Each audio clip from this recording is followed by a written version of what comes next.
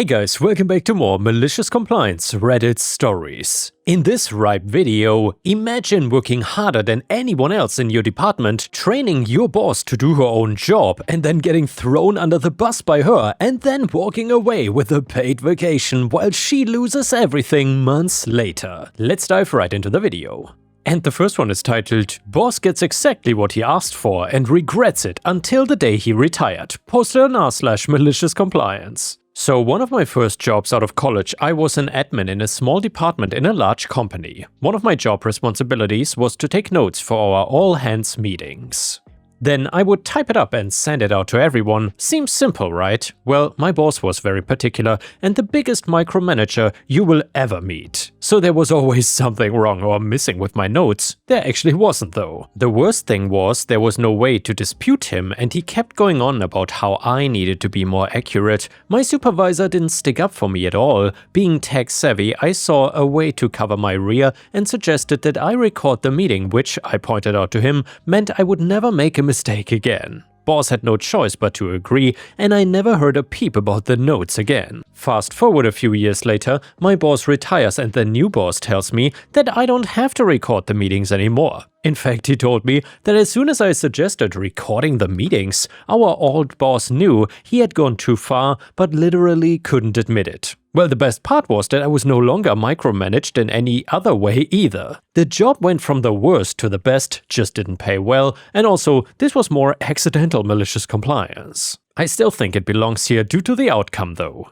And yeah guys, if you've ever had a terrible micromanaging boss in your own life, please let us know about it in the comments, because I think a lot of us have dealt with that in the past. Either way, if you enjoy the malicious compliance stories, please don't forget to like the video and post a comment, because that would help me tremendously. Thank you so much. And the next one is titled, "Boss tries to fire me, I end up with 2 weeks paid vacation and she loses her job." Also from r/MaliciousCompliance. So this happened several years ago at a company that I worked for. I was hired into a position there and worked for a woman that we shall call Carol. She was the worst manager I ever worked for. She really knew very little about the department, couldn't figure out how to read or generate reports to show our department statistics, and was way more concerned with being everyone's friends than their boss. I was very good at the administrative side of things, and although it was not my job, she eventually got me to start writing her reports for her that she would present at the weekly management meeting with all the department heads to create and evaluate new sales campaigns, even conducting interviews and writing up employees who got into trouble. Basically, I started doing her job for her, and all the while she promised me that there would be a new opening in a higher position soon, and that all the extra work I was doing would be how she would justify to the higher-ups that I should get it. Well, naturally, my own duties occasionally got pushed aside in favor of the super urgent things she had me doing for her. One day, her boss's boss was doing a walkthrough of our department and called me out for some poor productivity on my accounts, and instead of explaining to him that I actually had permission to scale back on my daily accounts in favor of my new responsibilities, she proceeded to ream me out in front of everyone and promised him that it would be handled. I realized then that everything she told me was a lie. I stopped doing her work for her and focused on my own, and went back to being the highest producer in the department, which I had also been before my new duties, and she got upset and tried to write me up for disobedience when I told her I wouldn't come in early and do extra work for her again. That was my last straw. I sent her an email with my 2 weeks notice and CC'd my personal email account so I would have a copy of it, and she replied, "Received." She sat there all morning huffing and puffing and eventually pulled me into the side room and told me to hand in my keys and leave right then, that she was not gonna pay me for 2 more weeks when I wouldn't do what she said. No problem, I maliciously complied, because what she didn't realize was that when an employee gives their 2 weeks notice and you fill the position or ask them to leave before that time is up, you still have to pay them out. So I got basically 2 free weeks of pay that I didn't have to work for. The GM of the company was on vacation that week, and when he got back, he was pissed that the highest producer was gone.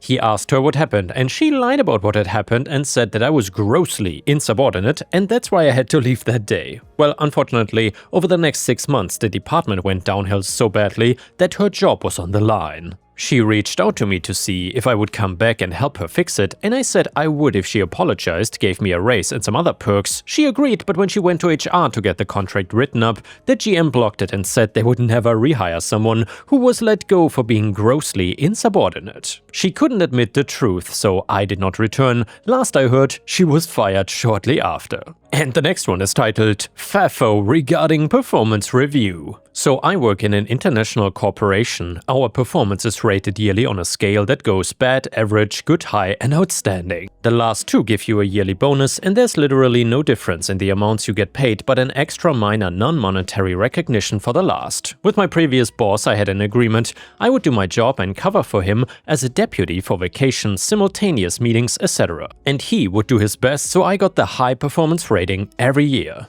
Be aware that I've never missed a deadline and covered all tasks. I did earn the high performance every year for 4 years, and my boss left on August and I was foisted on a new guy. I showed the new guy what I was doing, my job and deputy tasks, and he agreed that I should continue doing those. On December 2025, for the yearly performance, this guy rates me good, so no bonus, and I told him that I was successfully fulfilling my role and extra work. That is our internal metric of high performance. His reply was that he had not seen me work and he had higher expectations, therefore he could not rate me higher. Very well, immediately after that I cancelled every meeting that had me as my former boss replacement and sent several mails to HR and other stakeholders forfeiting the extra responsibilities. HR replied confirming that those tasks were not part of my role. Nothing much happened given that the holidays were upon us. New boss started this week with his plate full of stuff that my former boss did and I covered for, and other teams' request for guidance on what to do that my ex-boss and I occasionally answered. One of the guys that I handed over tasks to, Jerry, has a background that is more managerial than operations. He's the one that ended up with most of the things that my old boss, and by extension I, was doing.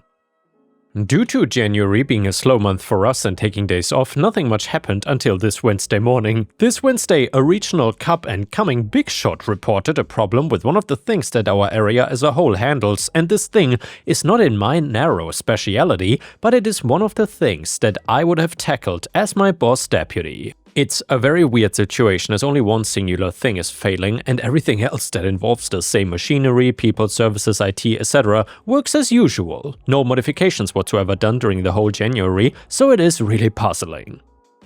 I see people calling for help in a war room to find out the issue. Curious, I enter, and I could see the relief on people's faces as they are used to me taking charge of similar things in the past. I asked a couple questions due to pure morbid curiosity, and knowing where this issue might be happening, I tell the people, well, based on the things you have said, we can ignore XYZ said causes as the problems are either on M component or N component, and unfortunately, as this is not my area of expertise, I cannot offer further aid. Please reach out again if my team is needed.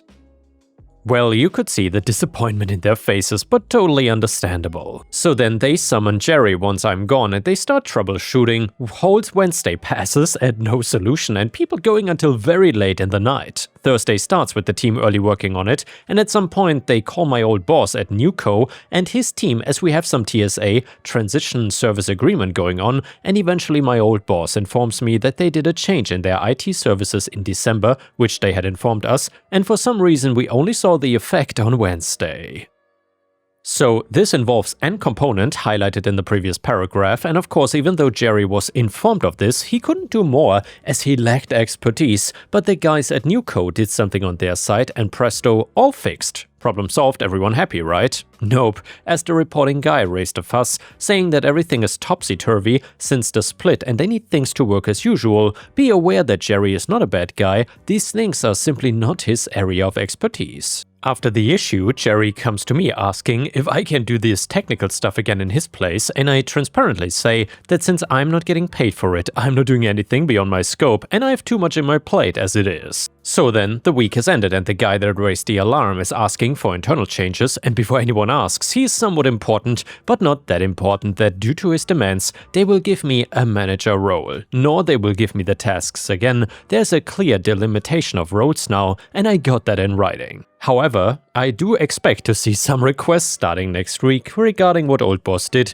It is unfortunate that I'm going to go on a short leave. If new boss asks for me to take those things, I will reply that since the extra activities didn't allow me to fulfill his expectations, I had taken to heart his words and, with HR's blessing, immediately started releasing my schedule from things that were clearly not in my scope. And the next one is a beautiful petty revenge story that you don't want to miss. It is titled, "I was promoted above my rude dismissive colleague and I'm now driving her crazy by grey-rocking her." So I, female 36, have a colleague called Jamie, female 43, and I started 3.5 years ago at our organization and she came on not long after. I began part-time in my role doing fundraising while I was full-time in administration. We're on a team of 7 people, so pretty small, and I'm the only fundraising person there. Our organization is probably around 50 or so altogether, and at first things were good. We shared an office, bantered, talked about our weekends and little casual life stuff, totally friendly vibes. Then a year ago, I started sensing a power dynamic shift. I was growing in my role and starting to take more initiative, even being part-time. At this point, she started leaving me out of important fundraising related meetings and conversations, despite her not having any fundraising expertise and an entirely unrelated role. Anytime I would try to get information or remind her to include me, she would either talk around the issue, do it once and then forget, or ignore me altogether. She would also put wildly inappropriate numbers in our budget and resist any feedback from me about how to adjust them. One time in a meeting, Jamie spouted some completely inaccurate, wildly overblown fundraising numbers, and I gently corrected it, saying something like, "To clarify, we are still in discussions about these numbers, so things might shift." She turned to me with a nasty expression and shut me down by whispering something rude that only I could hear. For various reasons I won't get into, going to our cynical, checked-out boss was not a good option, and HR does not really exist at our organization. My part-time role meant I also had little power, so I decided to start looking for a new job. But then a full-time person on a different team had to take medical leave and I offered to step in and cover some of her work for a few months. Ultimately, I was offered her job and moved into a full-time position. The organization even let me help rewrite the job description so I could continue doing some fundraising plus her job and have my own assistant to share the load. It was a big promotion for our kind of non-profit organization. I even got my own office while Jamie had to keep sharing with 2 other people, which I will admit felt good. And while I'm not totally sure, I'm pretty certain I'm making more than Jamie now too. Now Jamie only gets a half smile and a curt "hey" when I arrive at work. I don't even stop by her office to say hi or good night, and we only speak when necessary. I also started signing off all my emails to her with best instead of thanks, and I'm completely boring and neutral professional around her. Meanwhile, my new assistant, for whom I wrote the job description and got to help interview and hire, is absolutely fantastic. I took her out to lunch the other day to celebrate her first few months here. As she was about to go back into her office she now shares with Jamie, she asked if we could do lunch more regularly. And I said, sure, let's make it monthly. Jamie was in there to overhear the whole thing, and I honestly hope she did.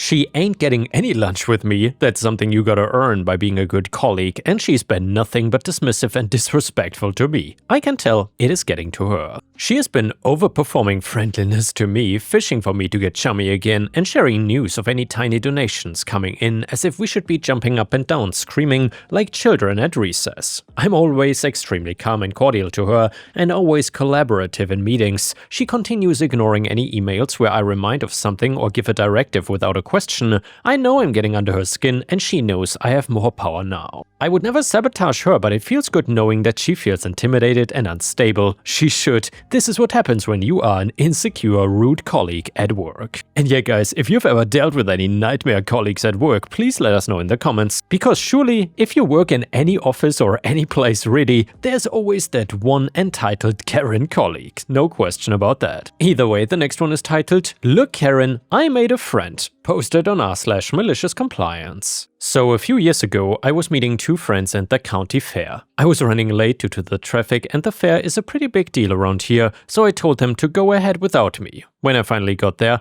I went to the ticket booth to buy a ride pass, and for $10 you could get a wristband allowing you to get unlimited rides. This was a much better deal than getting single ride tickets, which cost $1 each. Well, of course, except this year something was strange. Usually you could buy just one wristband with no problem, but for some reason the only way to buy them this year was to get 2 at once. Now, obviously my 2 friends had bought their wristbands together, so I didn't have a second person to buy one with.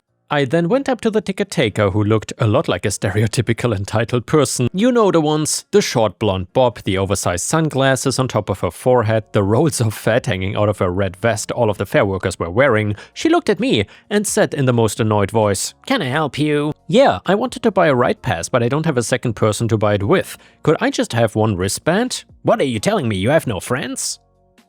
Did you seriously come to the fair alone? I didn't come alone, it's just my friends already bought wristbands. That's it? You don't have a sibling, cousin, parent, anything? I find that hard to believe. Yeah, of course I do, they're just not here. You only have 2 friends? Maybe if you had more it wouldn't be a problem. Now go off and make a friend and then you can come back and get a pass. Her attitude really annoyed me, just about as much as this ridiculous new rule.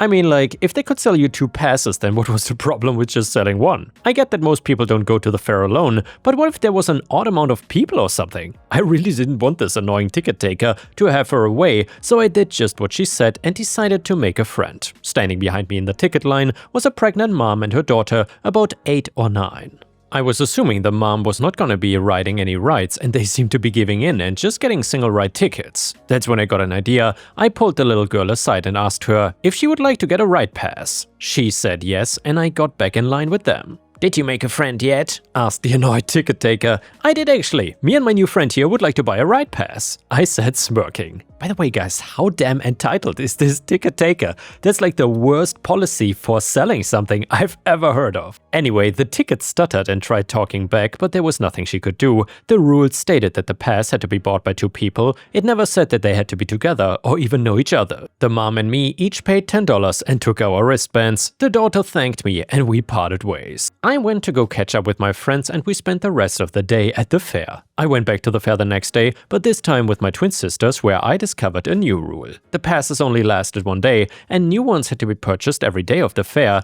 This was annoying, but there was nothing I could do. Of course, there was the same angry overweight ticket taker that was there yesterday. And my sisters bought their passes together, and I decided to do the same thing I did the previous day, just to spite her. I turned to the person behind me and offered to buy our passes together since he was in a group of 3 people. And yeah, he said yes, and we went up to the ticket booth. "Me and my new friend here would like to buy a ride pass," I said while looking at her with a big grin. Even more annoyed this time than last time, she took each of our tents and gave us wristbands. And of course, she purposefully ripped mine while tearing apart the sheet of bracelets, but it was still so satisfying to beat her at her own game. The next year, the single-person ride passes were back because of complaints from people, including me, and it turns out the fair was just trying to make more money by forcing more people to buy the more expensive single-ride tickets. Their plan didn't work because I had found a simple loophole that was used by other people as well. They still had passes for 2 people at a discount, so for my benefit and theirs, I would always find a stranger and go to the booth where that annoying lady was. She would always be absolutely pissed as I said, "Look, here's my new friend, we would like a ride pass." And yeah guys, that story should be in the dictionary when you search for malicious compliance. And the next one is a fantastic malicious compliance story, which is titled "Asking the Question You Told Me You Wanted." So work upgraded to a newer version of a document saving/sharing platform for security reasons. Totally understand that since the old one was 25 years old. Our team knew this was happening, and since nobody asked for any input on viewing and testing, we all assumed they pulled history records to see what everyone used and would mirror the new platform based on that. Well, surprise, surprise, new platform rolls out with no announcement, and big shock, it was missing a lot of the things we need to do our job. I took it upon myself to compile a list of things we couldn't do on the new system and emailed the project manager of the platform asking how we could communicate the things needed to be fixed. He set up a call which included a couple of his coders,